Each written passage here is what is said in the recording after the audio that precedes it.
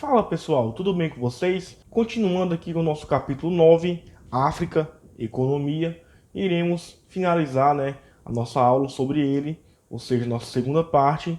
Então, para isso, pegue um livro de vocês na página 71 e vamos para a nossa aula.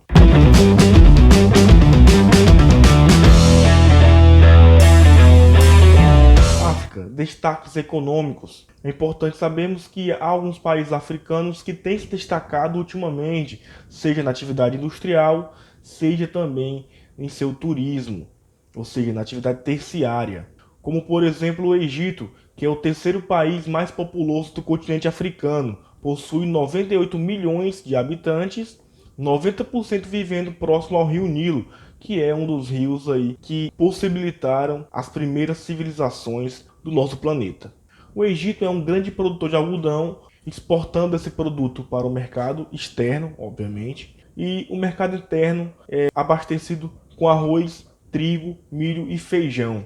Nas últimas décadas, tem um crescimento significativo em seu setor industrial, relacionado principalmente à produção agrícola, ou seja, setores industriais ligados à indústria têxtil e também o processamento de alimentos. O turismo internacional também é uma marca no Egito através da sua história, principalmente dos monumentos históricos como pirâmides e ruínas. Já a Nigéria, nos últimos anos, tem crescido economicamente. É a segunda maior economia do continente africano e também o segundo país mais industrializado do continente.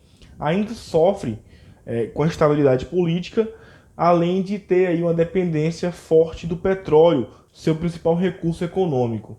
A economia nacional em si não é favorecida, além de quase toda atividade ligada ao setor petrolífero é representado pelas empresas estrangeiras. Na África do Sul, em meados do século XX, a exploração mineral financiou a industrialização desse país. Hoje tem o maior nível de industrialização do continente africano e lidera a Comunidade para o Desenvolvimento da África Austral, a SADC. Os recursos minerais da África do Sul são abundantes, gente, como o ouro, diamante e o carvão mineral. A agropecuária tem importância principalmente para o abastecimento interno dessa nação. Mas até a década de 90, a África do Sul enfrentava um sistema chamado apartheid, em que oprimia e segregava as pessoas não brancas naquele país. E como consequência desse período, ainda existe até hoje desigualdades e também desempregos, principalmente para as pessoas não brancas. A África do Sul também faz parte do que a gente chama de BRICS, Só que ela tem a menor economia, o menor território e também a menor população entre os países que fazem parte desse grupo. Mas sua participação é importante para as projeções de crescimento e também de influência geopolítica do grupo, sendo porta de entrada para as relações comerciais com outros países da África. Portanto, a sua inclusão no BRICS se deu mais por razões políticas do que em si por razões econômicas. Argélia, Marrocos e Tunísia são países localizados no norte da África e fazem parte do Maghreb, que em árabe significa onde o sol se põe. É nessa região que se localizam as montanhas do Atlas, que proporcionam aí maiores precipitações para a região. Dessa forma, tem um maior adensamento populacional e também um maior desenvolvimento agropecuário devido à boa distribuição de chuvas. A Argélia, por exemplo, é um dos principais exportadores de petróleo do mundo e integra a OPEP, que é a Organização dos Países Exportadores de Petróleo.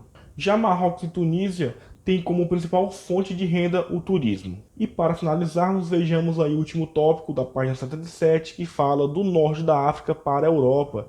Já vimos nesse capítulo e no anterior que a África passou por um processo de colonização, o neocolonialismo, e que sofreu bastante devido às consequências deixadas pelos europeus que exploraram aí seus recursos e também a sua população. Então, considerando todos esses problemas que são consequências dessa história, ou seja, a vida precária, a fome, o desemprego, também as guerras que isso deixou, a gente vai ter um intenso fluxo migratório de pessoas querendo sair dessa região, principalmente para tentar conseguir uma melhoria de vida para si e para os seus familiares em outras regiões, em outros continentes. No é o caso da Europa, que está muito próximo da África, ou seja, ao norte. Então, esse deslocamento vai ocorrer principalmente por via marítima, e esse deslocamento, ou seja, essa migração vai ser precária, geralmente clandestina, o que levou já milhares de pessoas à morte, infelizmente. E além do desafio marítimo, essas pessoas chegam em outros continentes, em outros países e encontram suas fronteiras fechadas para eles. E mesmo os que chegam,